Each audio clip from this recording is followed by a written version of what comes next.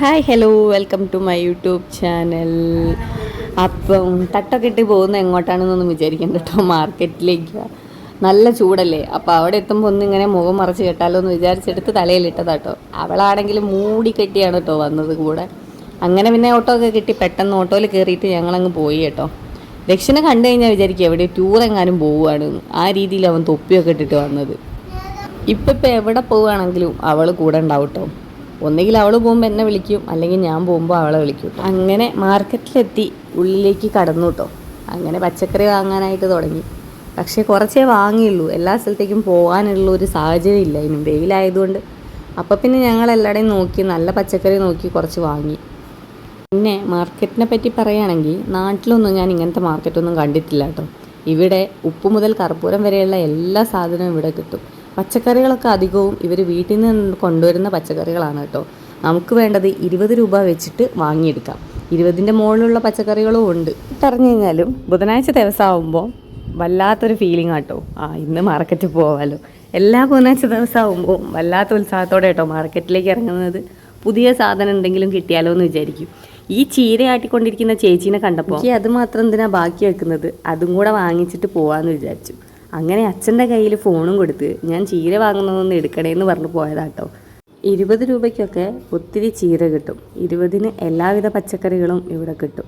ഇങ്ങോട്ടിറങ്ങുമ്പം ആദ്യം മനസ്സിൽ ചിന്തിക്കുക നാട്ടിലുള്ള മീനെങ്ങാനും വന്നിട്ടുണ്ടോ എന്നുള്ളതാട്ടോ ആദ്യം ചിന്തിക്കുക.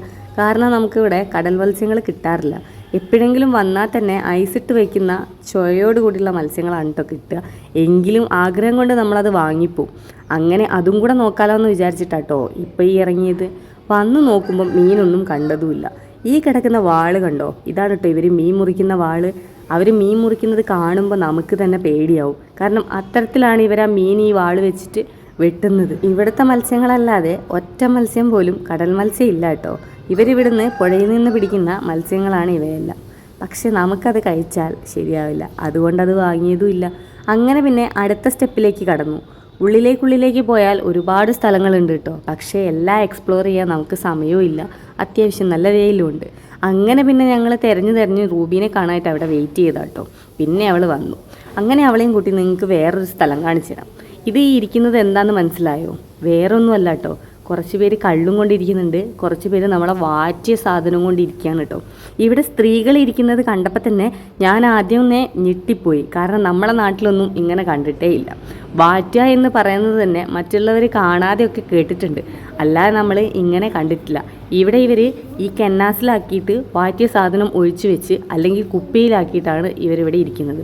10 രൂപയ്ക്ക് ഒരു ഗ്ലാസ് കിട്ടും. അവിടെ നിന്ന് കുടിക്കാനാണെങ്കിൽ അതും കുടിക്കാം. ഞാനിപ്പോൾ ഇതിൽ കാണിച്ചത് ഈ ഒരു മാർക്കറ്റിൻ്റെ ഒരു കാൽഭാഗം മാത്രമാണ് കേട്ടോ. വേറെ ഒരുപാട് സെക്ഷൻ ഇവിടെ ഉണ്ട്. കോഴിപ്പോര്, മാലയും വളയും വിൽക്കുന്നത്, മസാല സാധനങ്ങൾ, പച്ചക്കറീൻ്റെത് വേറെ, അങ്ങനെ ഒരുപാട് സെക്ഷൻ ഇവിടെ ഉണ്ട് കേട്ടോ. പോകുന്ന പോക്കിൽ തക്കാളിയുടെ നിറം കണ്ടപ്പം അതും കുറച്ച് വാങ്ങിച്ചു വെച്ചു. അപ്പം അത്രയേ ഉള്ളൂ കേട്ടോ. ഇപ്പം തന്നെ വാടി തളർന്നിട്ടുണ്ട്. ഇനി അടുത്ത പ്രാവശ്യം നമുക്കിത് ഫുള്ള് ബാക്കിയുള്ള കാര്യം കൂടി കാണാം കേട്ടോ. അപ്പം അത്രയേ ഉള്ളൂ. Thank you for watching. Bye bye.